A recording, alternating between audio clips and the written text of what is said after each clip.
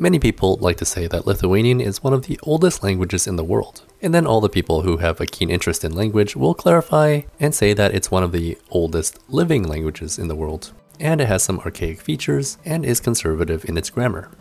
I feel like that's a big point of pride for Lithuanians, and perhaps more a point of frustration for people who aren't great at learning languages. I'm definitely struggling with these so-called archaic forms, where it feels like certain features of English are just much simpler. But also, considering that I'm not keeping up with regular lessons, I think I'm doing quite alright in my Lithuanian language journey. The more vocabulary I pick up, the more words I discover are similar to words in the English language. And no, I'm not talking about loanwords, like iPhones, computeris, laptopas, and zombies. I think what I'm talking about are called cognates, words that have been inherited in direct descent from a common parent language.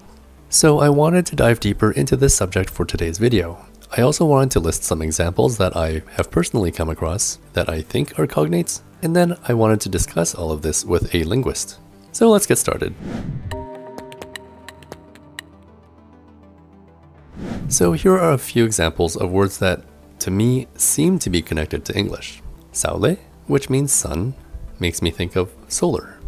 Lithuanian nosis, the word for nose, sounds like nose. Dantu, Lithuanian for teeth, makes me think of words like dental and dentist. Senas, old, makes me think of senior. Siuti, the verb to sew, just sounds like sew.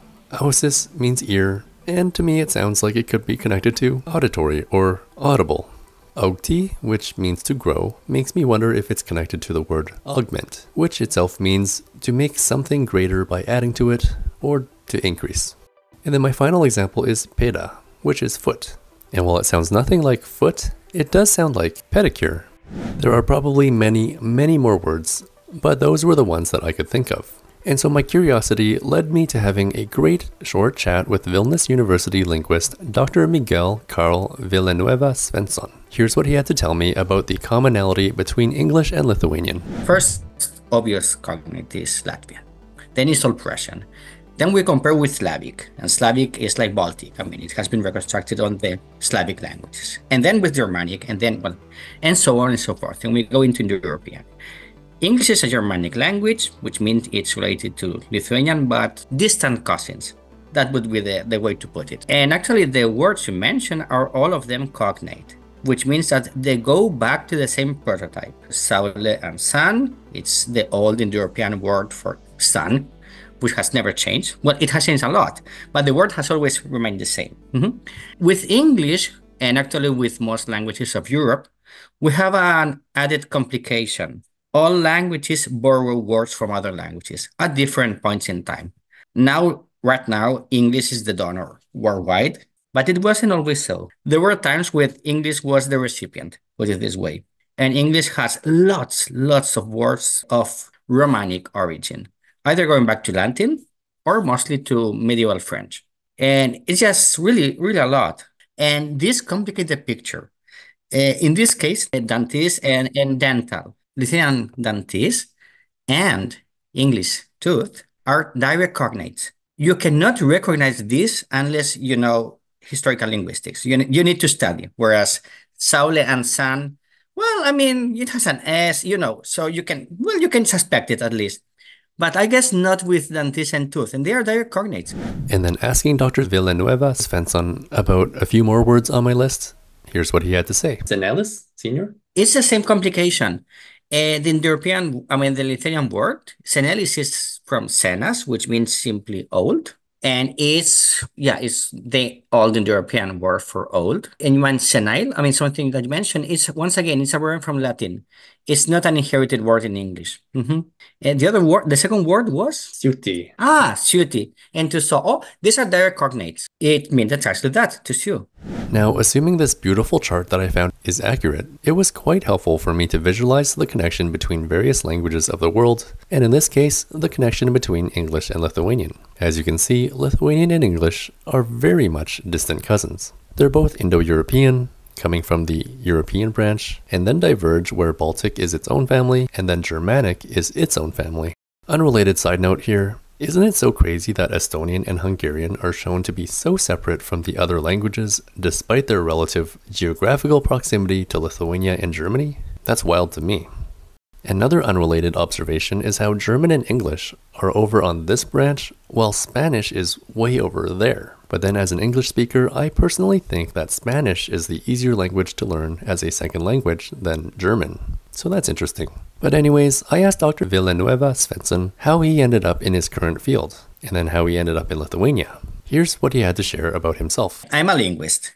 More specifically, my specialty is Indo-European linguistics, and more particular, the Baltic and Baltic-Slavic languages, but not only that. I studied classical philology when I was a student, and while studying in the university, I got interested in languages, and more particularly in historical linguistics. And then I end up specializing on that. Lithuanian is a very conservative language. The Baltic branch is important for Indo-European linguistics. It's not the most important. I mean, you shouldn't exaggerate, but it's really important. And when I decided to become an Indo-Europeanist, of course, I had already some classical languages, Sanskrit, Hittite, and other languages. And I thought I need also Baltic. And I decided to come here a summer for a language summer course, just to get a bit of it. I had not the slightest intention to specialize, nor to live in Lithuania. Really, I mean, if you have told me like 30 years ago, so you are going to live in Lithuania, what? I mean, I would have been really surprised. But my goal was just to learn a bit of Lithuanian. That was it. But I mean, I totally love the country. I mean, immediately. It was love at first sight, put it this way. And I didn't stay at first. I mean, first I finished my dissertation, but came back. And finally, I decided to stay here and to live in Lithuania.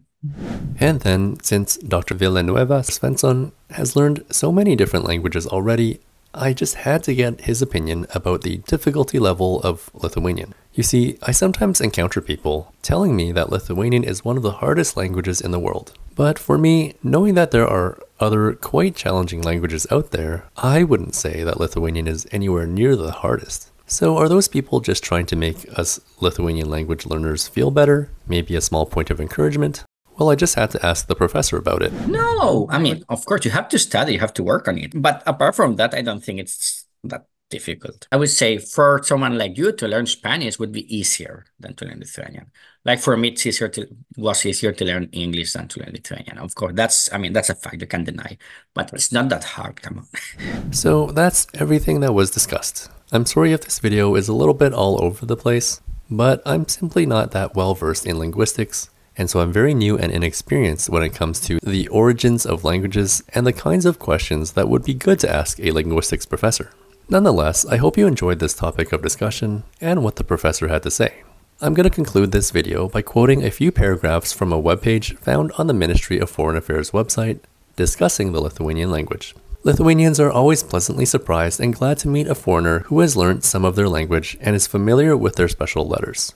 It is gratifying to hear a foreigner speaking Lithuanian because it is not a skill commonly found beyond the country's borders, and Lithuanian has never been widely taught as a foreign language. To a person who is familiar with old Indo-European languages such as Latin or ancient Greek, Lithuanian grammar will come more easily than to a person who can speak modern English, Spanish, Italian, French, or German. Due to the old features of Lithuanian grammar, most foreign students will find it a very difficult language to learn.